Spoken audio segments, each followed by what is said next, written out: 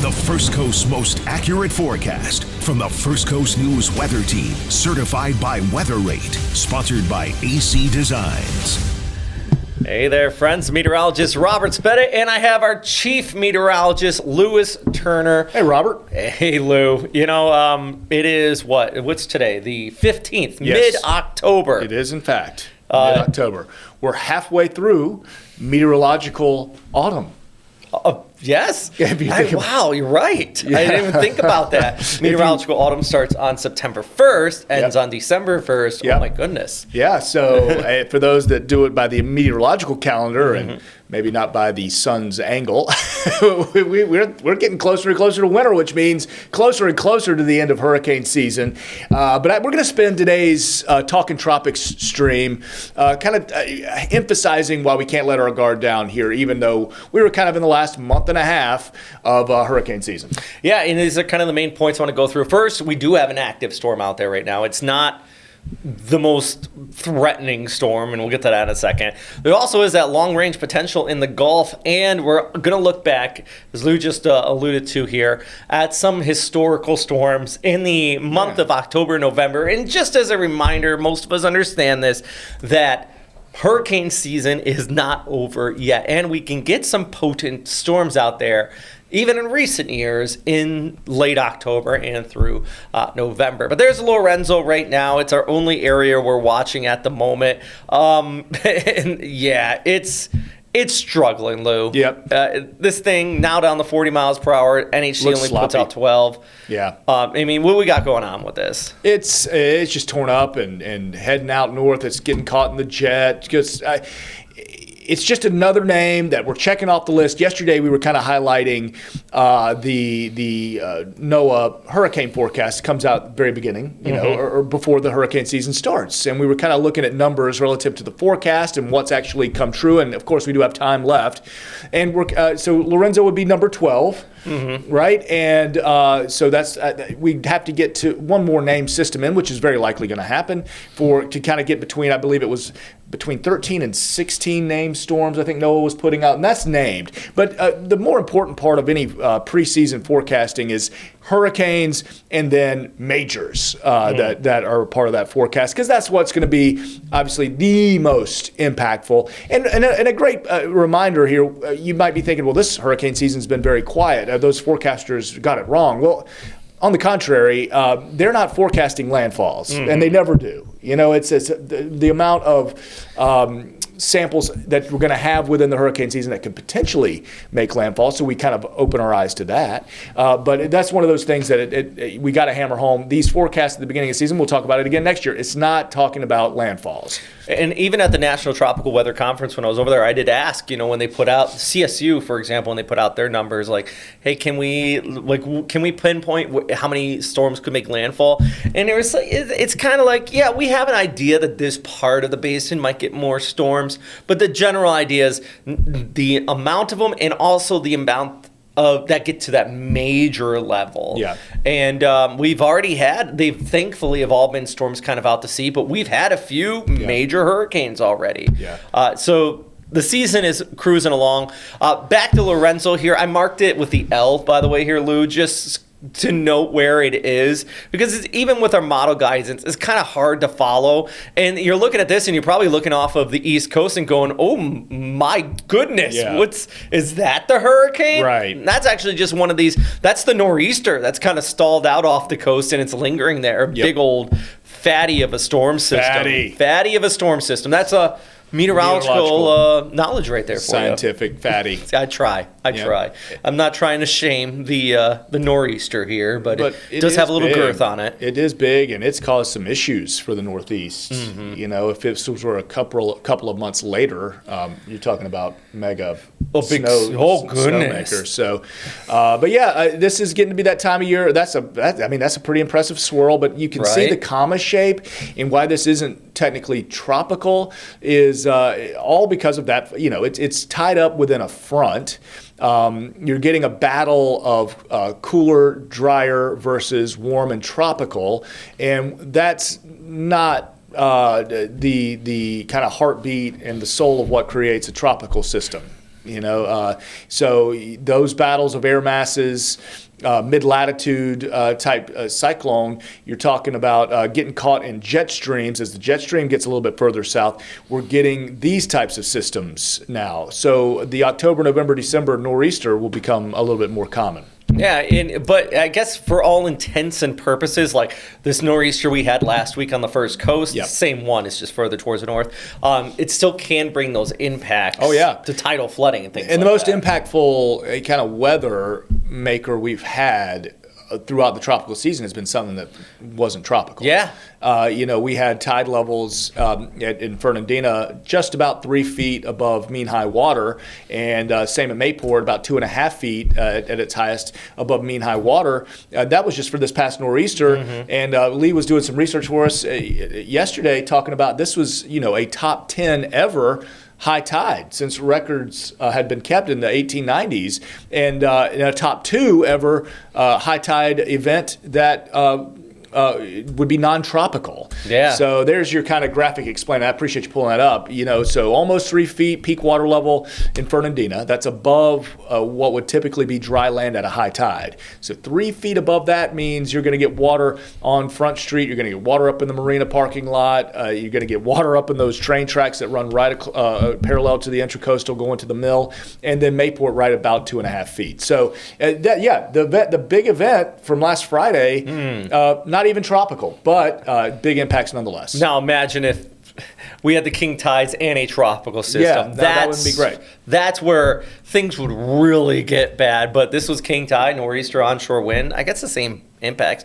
Let's talk about the long range forecast here, Lou, because that was the next thing in the Caribbean and the Gulf. Of course, we got Lorenzo out there. We don't really have anything initializing right now, so I'm going to show you some long range guidance for everybody at home, and I want you to understand the long range models are what they are. Yep. If you're watching this, you're probably already somewhat knowledgeable on this, okay? So first off, the 2-week tropical outlook. And the NHC does that next 7-day. This is from the CPC, the Climate Prediction Center. It's another governmental entity that, looks not only at tropical systems where there could be threat areas globally out here, Lou. Yep, and the Caribbean is the spot. You've got it's one of the kind of magic words or magic phrases that we utter this time of year, early in the season and late in the season, would be the Central American gyre. All right, so it's surface low, upper air high, and gets kind of coupled up over Central America. So we can see spin-ups that occur from that. But also that area highlighted with the Caribbean, untapped water, meaning very, very deep, warm water. Obviously, sea surface matters, but when you've got warm water all the way down to warm enough to spawn tropical systems all the way down to 20 or 30 feet below the surface, you've got an area that's got the potential and would be ripe for development. And that's why we're going to focus a lot of our kind of attention towards the end of the season on the Caribbean, on the Gulf, and maybe even near waters through the Bahamas, because that's the area, those close up areas to Florida that spin up in a kind of a quick timeline are the ones that pose us the most threat, and also don't have as much time to be deflected by a more southern trending jet stream or the mid-latitude fronts that are coming across more often now. In fact, we've got a mid-latitude front that's coming across this weekend, which would help deflect anything that we're coming across the Atlantic. So we worry less about the long track African train wave, although if a wave does do its southern kind of motion and gets in the Caribbean, even if it's very, very disorganized, which as we look at the GFS model, if it kind of gets into that Caribbean bathwater and in an environment of low shear, meaning wind shear, then you get a situation kind of like this, which would be a low that's kind of tracked into the Caribbean, or even just a loose wave that potentially could get some organized convection going. And I think that the GFS, this is 10 days out. I think that the model, remember, this is numerical, so it's taking algorithms, and it's showing everything that Lou just mentioned here, moving to an area favorable for development, so it's spitting out this right here. I have noticed the Google DeepMind, it's a new AI model, is also kind of kicking something out, as well as the ECMWF, another numerical model. So when we get these different kind of levels of guidance, kind of, even with a long-range outlook, it agreeing somewhat, it does raise a few eyebrows here, and I think that's why the CPC is showing that area in red for the 2-week outlook. Yep. Now, this could end up being nothing. It could just be a low that brings some rain across Cuba or the Yucatan, or it could be a stronger storm. These are all things that are on the table, and no one is saying one thing or another at this time. So I think one of the key things, takeaways with that, is always be careful with the social media, long-range models. People will just, I shouldn't leave this up because somebody might take a screen grab of this right here and go, look at that. Yeah. With no other context behind it. Because we're talking 10 days. This is October 25th. I do want us keenly aware of the end of October and early November, or throughout the month of November. We need to be keenly aware because of the potential spin up in the Caribbean, or like I mentioned, near Bahamas. And I know I'm not trying to jump ahead, so don't jump ahead in the graphics yet. But I think back, and we'll talk about this at length later, but I think back to a storm like Nicole, which kind of just meandered near the Bahamas, and then spun up, got strong, and then went into Florida. That, of course, was a November scenario. So we'll have that in mind later. But when you look at GFS and Euro, or any modeling that maybe you like to use at an amateur meteorologist level at the house, more power to you. It indicates patterns, but you can't get too caught up in the 10 to 14 day. Actually, you're not too far ahead here. Let's go. Because I was going to start talking about our climate here in October and November, and we still have storms. So let's go back to that third bullet I had there, and we're going to look back at some historical storms here. So first off, this is the first graphic here that Luke kind of threw together. This one shows every storm within 200 miles of downtown Jacksonville from October 10th to November 31st. Okay. So we're talking about all the way to the end of hurricane season from about this time frame right in here. Yep. There's one specific storm is why I started at the 10th. I was going to start at the 15th, and I wanted to add Milton into this. Yeah. Because that is another late season storm that is very fresh in everybody's mind. Yes. But yeah, this only goes back to the year 2000. Yes. So if you go back before that, the map just got a little bit crazy. Little crazy. So the ones I think that'll be kind of fresh in people's mind, Michael, right? That was a powerhouse. Milton, Eta, when we're back in 2020, when we're having to get down into the Greek alphabet. Yeah, that's right. So that's one. There's a couple on here Matthew, I even forgot about. Kyle. Oh, goodness. Yep, really kind of skirted over. Nicole, of course, I just mentioned, kind of born near the Puerto Rico, near the Bahamas, but didn't really become a Category 1 hurricane until it got between the Abacos and West Palm. And that's when it got its act together. Well, let's go through a couple of these. Let's do it. So first off, Matthew. This was a major right off the coast. You were here covering it. Where were you during Matthew? So I was in Jack's Beach during Matthew, at its closest to the beach, and this one is one that's historically very, very memorable for a lot of people. But again, early October, 2016, caused absolute massive flooding. Especially at our beaches, but downtown as well. But we had dunes washed out because of the surge essentially created by the storm just offshore. So we had surge issues. We had water coming up from the dune line at the beach all the way essentially to 3rd, and then from the intracoastal almost meeting that water. It was almost as if like that Jacksonville Beach barrier island was going to become completely inundated.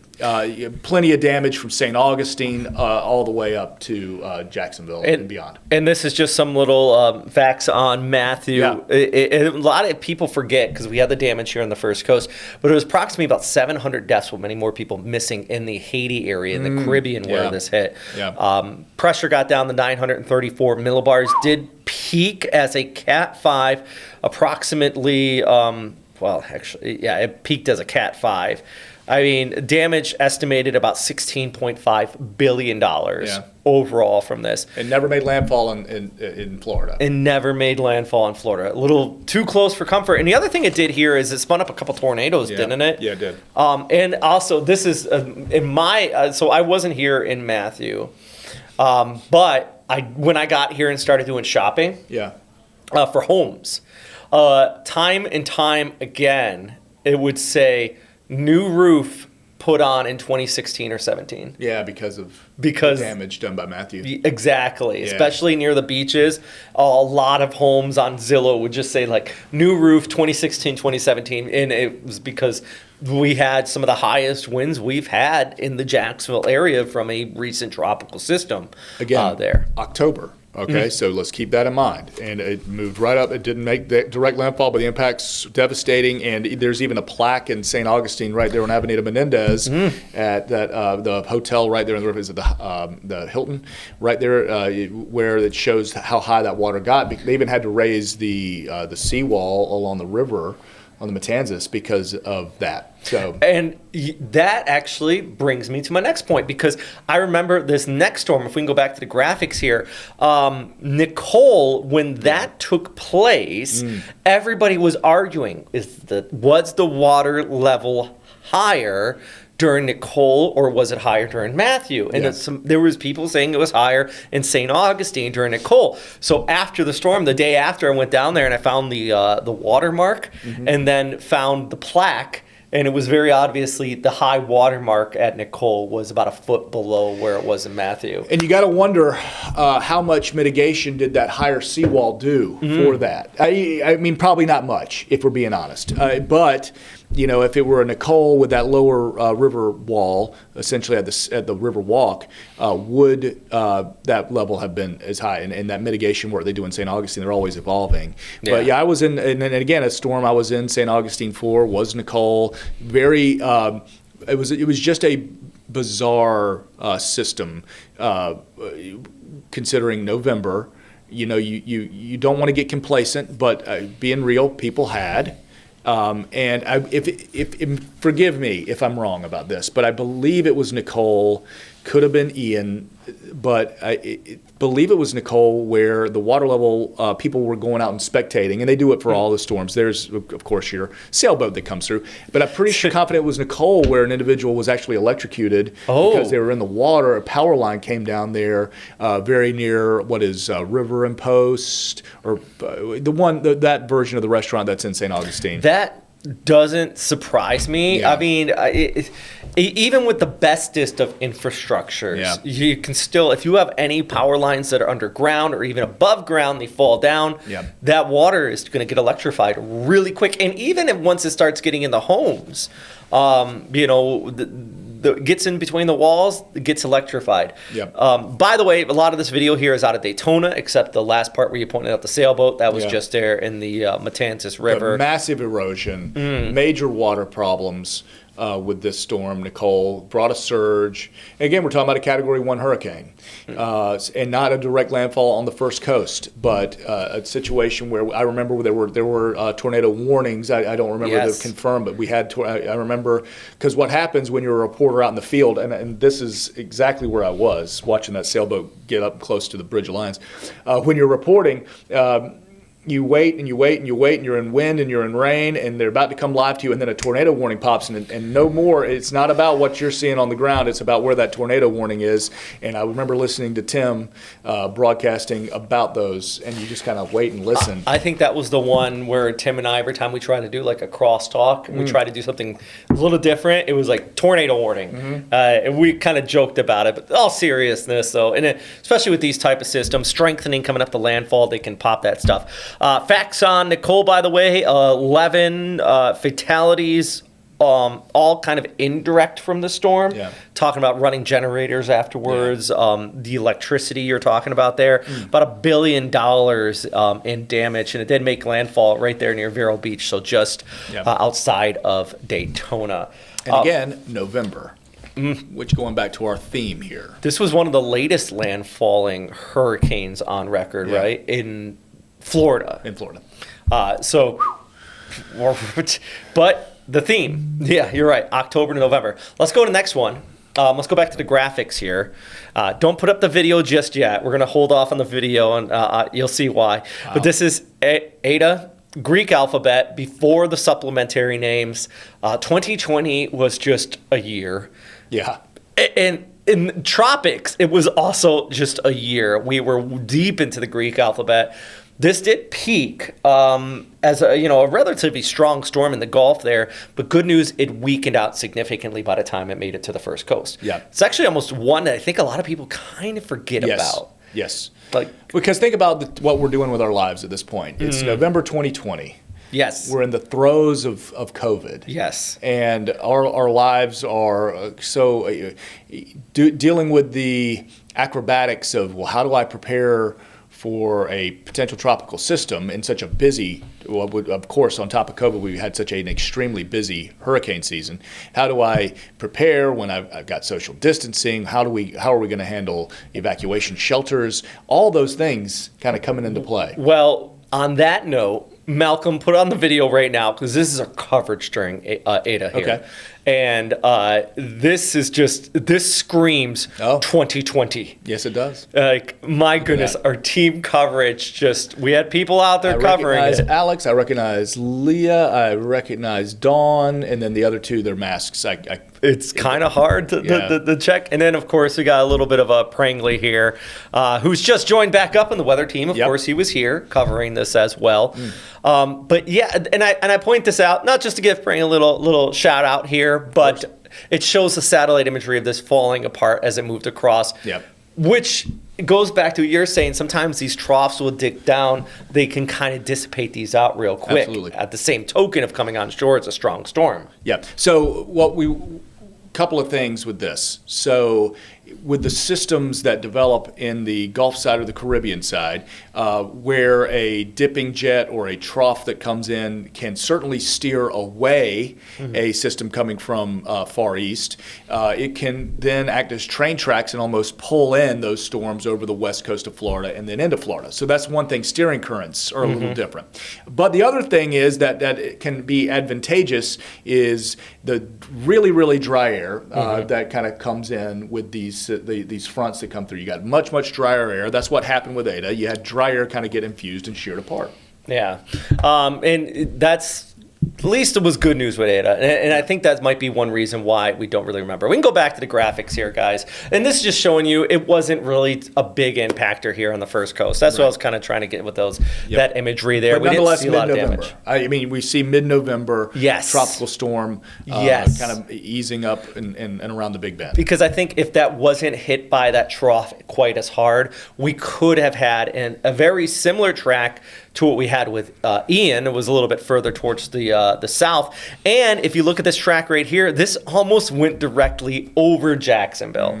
So mid-November, still a fairly strong storm out in the Gulf, and sometimes that energy can carry off towards the north. And a reminder here, where, with a tropical storm like this, when they're lopsided, you got to focus less on that centerline track because, yes, the centerline came right over Jacksonville, lowest pressure, but it was so lopsided, almost kind of off to the right, being pushed, being sheared, dry air coming in on the left side of the storm to where impacts felt minimal for Jacksonville and inland southeast Georgia, where you probably had a lot more action. Would have been the I-4 corridor, Daytona Beach, and things like that. So with something like this, you can't get too caught up in centerline, remembering that impacts will often happen away from it. Fair enough. Let's jump over to Milton now. Yeah. Of course, Cat 5. Big bad storm. Bad storm. Yeah. Man, I think I noticed, because I was in Flagler Beach. Yeah, I remember. And we had Cat 1 winds there. In fact, let's show this video here where I was out there in Flagler Beach, the classic hurricane shot. Basically just those winds coming. Look at this. Yeah, of course. But I was clocking, it wasn't too strong. I was clocking some tropical storm strength winds right there with the Kestrel. This is just looking outside at the hammock resort there. When I woke up in the morning, down palms all over that area. Remember, this is all on the East Coast. Of course, the West Coast took the brunt of this, and all this video is off the East Coast. This is stuff we shot here at First Coast News. But I do want to talk about the St. Pete area, Tampa area that took a big hit out there, Lou? Yeah, by all means. Go ahead. Obviously surge issues, major flooding issues. I think my big takeaway, and I'm sure you've got a list of other things, but my biggest memory with Milton was the tornado outbreak. Yes. I think especially, it was basically I-4 corridor south, so really south central Florida had some record amount. I know. I mean, even just the tornado warnings themselves, which was different than the confirmed amount of tornadoes, obviously. But I think they were up in over 100 warnings at one point, live popping. And a lot of times with tropical systems, we always say they're rain-wrapped tornadoes. They move fast. Wasn't the case with Milton. Yeah. And a lot of these were like, they looked like they belonged in Oklahoma. They were solid EF2, EF3 type. No, I don't think we had any EF3s, but they were pretty robust, Yes. and storm chasers were out there going after it. Also, a clear example of how the right side of the storm, the dirty side, because all these tornadoes did take place on the right side Yep. of when that came on shore. You were talking about, though, so it made landfall right near Siesta Key as a Cat 3, was a Cat 4 just prior. Some major storm surge in those coastal areas. Milton also is the one that ripped off Tropicana, the roof of the Tropicana field. Did they just get that back When on the Rays, recently? play. I don't know if it's fully fixed or not yet. They played their whole season in a minor league park just outside of Tampa. Right. So yeah, I think they're still working. But Milton again, that's October, and things that we gotta be well aware of. Yeah, and I think Milton, Nicole, especially. I don't have Michael in here, but I should have put Michael in because that was more Panhandle. Yeah. But that was a late October storm. That was a powerful storm, and it goes back to the whole theme where we're trying to show you here, and we can go back to the graphics here, just give you an idea of the map. This cluster of storms that are around the first coast since the year 2000, and yeah, That's something else. I was just doing math from. I went back 20 years, so I went to 2005. So the map would be a little less clear, but I think that tells this a massive story. So if you took October and November, those 2 months since 2020, we're going to go back to 2005. Sorry, so going back 20 years in the math I was doing. So just take October, November, the last 20 years, about 30% of the storms that impact Florida throughout the hurricane season happen in those 2 months. Oh, really? 30%. So over the last 20 years, 30% of impact. And that does still leave June, July, August, September, the peak of hurricane season. That takes up about 70% of those other storms. But about 1 in 3. I mean, and if you want to be a little more conservative, about a quarter, if you're rounding down, of systems that impact Florida will occur on October, November. This is just from math from the last 20 years. So I think the big takeaways here, steering currents change as we get into these later months. So we've got dipping troughs in a southern jet, and that's going to bring things more from the Caribbean and the Gulf towards the west side of Florida. Though those storms like Matthew and Nicole that come kind of sneak in from the Bahamas certainly have to be watched. We got to remember the water temperatures now. So the Atlantic begins to cool a bit, but near shore waters are still very warm, so these things can develop and kind of rapidly intensify a little bit quicker. And the Caribbean, of course, is still that bathtub. And then the third big takeaway is complacency. I know we have the hurricane season is a long time around here, and we talk about it essentially 2 months before the season starts when we're talking about let's be prepared. It's hurricane preparedness time, yada, yada, yada. And then we get all the way to October and we start to feel these fall temperatures in the morning like we're getting this week, and we get in the 50s in some spots, and we're thinking, okay, but you can't let your guard down.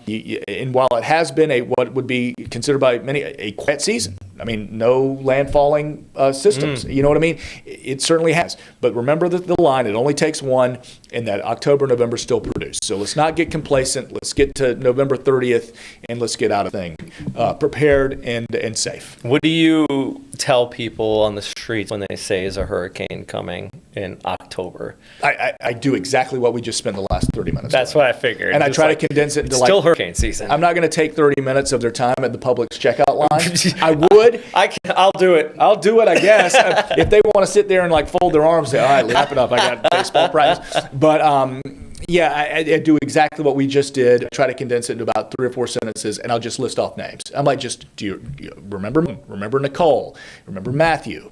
Those are the big ones that kind of come straight to my mind first. And then, and it's kind of like, okay, well, that's a good point. And those are also, and that's recent memory. That's I'm not. Well, don't you remember the hurricane of 1872? I mean, that was November. No, I don't do it. I just did a story on that in like 2 weeks. Yeah, those 1800 ones, man, those were some. But that's kind of how I handle it. All right. Well, on that note, yes. Are we wrapping it up? I got to do the noon show. I can sit here. Oh goodness, we got 15 minutes before the noon. So, thank you very much, Lou. Thank you, Robert, for having me. And if you want more information, check out firstcoastnews.com/Hurricane Central and enjoy your day.